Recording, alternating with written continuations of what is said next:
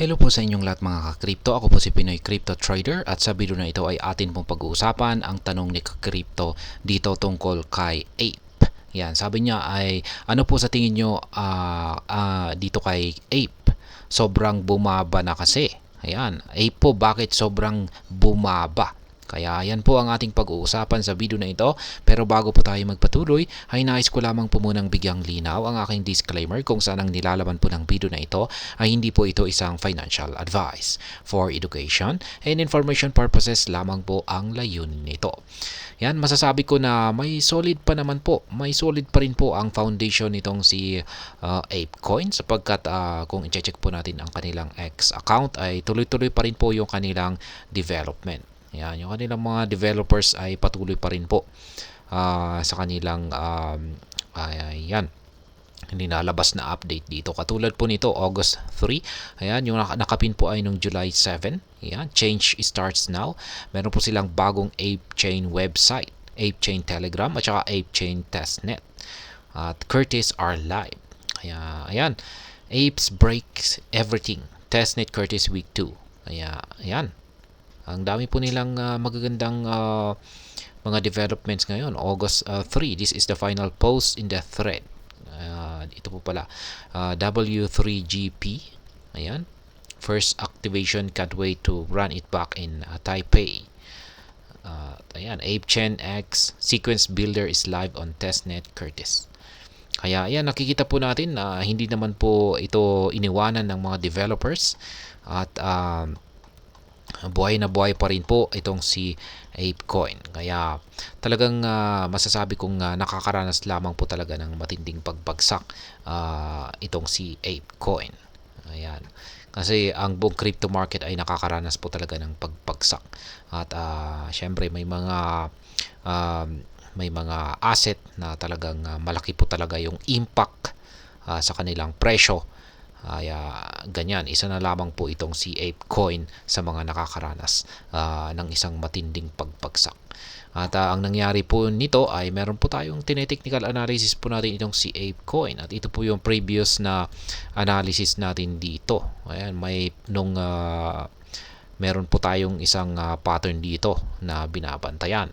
Yan, binubuo ng dalawang kulay puti na linya. Isa po itong descending wedge pattern at nakaranas po siya ng breakout sa upper portion nito, pero bigo po siyang makaangat dulot po ng isang matibay na resistance line dito sa 1.324. Yan, hindi po niya bigo po siyang lampasan ito or basagin ito. Maski nakaroon po siya ng mga pagtagos dito, pero nauwi lamang po ito sa mga false breakout. Kaya ayan, nag-consolidate po siya tapos nagpatuloy po siya sa kanyang pagbagsak. At ito po yung pinaka-final support line natin, ang 1.007. Ayan po yung pinakahuling harang natin dito sa ibaba at ito po ay nabasag po noong mga July 18. Yan, nabasag na po yan at gumagawa na po ng panibagong bottom price itong si ApeCoin. Yan, gumagawa po siya ng pinakamababang presyo niya na hindi pa na itatala sa buong kasaysayan ni ApeCoin. Kaya tanggalin po natin yan, yung ating pattern dito.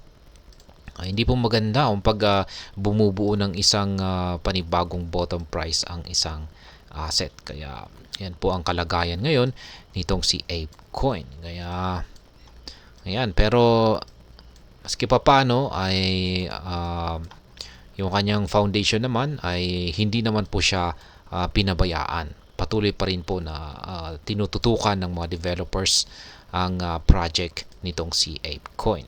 Ayan, yung nakakatakot dito ay kung pag pinabayaan ito. Ayan, at mapapansin natin na bumabagsak ito ay talagang full exit na po tayo dito kay ApeCoin. Pero kung pag bumabagsak po itong si ApeCoin, pero yan pa rin, tuloy-tuloy pa rin yung pagsisikap ng mga developers, ay ayan, may pag-asa pa ito. At ito po yung aking nakikita na panibagong pattern natin dito kay ApeCoin. Isa po ito ulit na descending wedge pattern, kaya may pag-asa po na umangat ang market price nitong si ApeCoin kung sakaling nakaranas po siya ng breakout sa upper portion nito. Ayan, yung pinaka-bottom price po natin dati ay nagsisilbi na po itong isang resistance line ngayon. Color coding natin dito is lahat po ng mga kulay green ay resistance line at support line naman po ang mga kulay red. At ayan, mapapansin po natin dito na malapit na po rito sa dulo ang ginagalawan ng market price ni ApeCoin. At ang inaasahan po natin dito ay dito po siya makakaranas ng breakout sa upper portion nito. At kung pag nangyari po yan ay dito po siya makakaranas ng rebound at posibleng babalik po siya sa ibabaw ng dating bottom price natin dito. Ayan, sana nga ay ganyan yung mangyari. Pero pag nagpatuloy pa po ito sa kanyang pagbagsak, ayan, kung dito po sa lower portion mababasag, ay ayan, magpapatuloy lamang po siya sa kanyang pagbagsak at patuloy na gagawa ng mga panibagong bottom price niya. Ayan, sapagkat wala na po tayong bottom price dito ay wala na po tayong ideya kung hanggang saan po siya titigil sa kanyang pagbagsak. Ayan, ang pwede po nating asahan lamang dito ay ang paggamit ng Fibonacci indicator. Ayan, kunin po natin yung pinakamataas at saka pinakamababang presyo dito kung saan ay pwede po nating gamitin yung ito yung pinakamataas po niya. At ngayon ay ito naman po yung kanyang pinakamababa. Ayan, baliktad po pala. Ayan, kunin muna natin dito.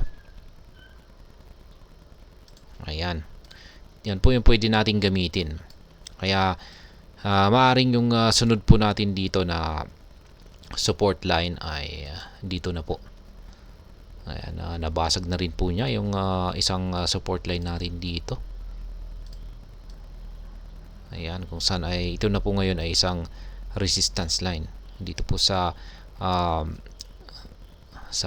Ayan, 0.6552. Kaya yung sunod po natin na support line ay dito na po. Ayan, mababa na po. Kaya pag nagda-dollar cost averaging po tayo ay ayan, ito po yung sunod na presyo kung saan po tayo bibili ng ating ApeCoin, ang 0.157. Yan, mababa na po yan. Kaya ayan, yan po yung aking analysis dito kay ApeCoin. Ayan, nakasalalay po yung kanyang magiging galaw dito sa ating descending wedge pattern dito. Ayan, sa madaling salita ay kung magkakaroon po siya ng breakout sa upper portion nito ay masasabi kong aangat po siya. Ayan. At yan po, basta yung ating dalawang indicators dito ay sasang-ayon na may bullish na momentum ang market ni ApeCoin. Pero kung pag hindi, mas kinakaranas siya ng breakout dito pero bearish yung mga signal natin dito ay mauwi lamang po ito sa pagko-consolidate dito. Ayan, magko-consolidate lamang po siya dito. Ayan, pero pag dito po siya nagkaranas ng breakout at kapag ganito yung nakikita natin na signal sa ating Hall Street indicator at ganito rin yung nakikita natin na signal sa ating QQE mode indicator at nakaranas po siya ng breakout dito, ay naku po, matindi po ang ibabagsak ni ApeCoin kung saan ay ayan, possible po na aabot siya dito sa sunod na support line natin dito base sa ating Fibonacci indicator dito, ang 0.157. Ayan, para po kay ka-crypto, wala po akong ideya kung ano po yung dahilan kung bakit siya bumabagsak. Pero ang sa aking sariling opinion lamang ay isa po siya sa mga pinaka naapektuhan sa nararanasang pagbagsak ngayon ng buong crypto market. Yan, kasi makikita po natin ay bumabagsak rin na rin po itong si Bitcoin. Kaya ayan, meron po talagang mga crypto asset na malaki para sa kanila yung nagiging impact. Ayan. Kaya ayan po ulit para kay ka-crypto. At yan aking masasabi at sariling opinion sa iyong katanungan dito. At hanggang dito na lamang po tayo sa video na ito mga ka-crypto. Sana po ay inyong nagustuhan ang aking paliwanag sa video na ito. Kung inyo po itong nagustuhan ay pakiclick lamang po ang like button nito. Para naman po sa mga bago lamang dito, kayo po ay aking inaanyayahan para mag-subscribe. Pakiclick na rin po ang bell icon nito dahil ito po ang siya magsisilbing notification nito sa mga bago kong videos na akin pong ina-upload sa aking YouTube channel na ito. Marami pong salamat sa panonood.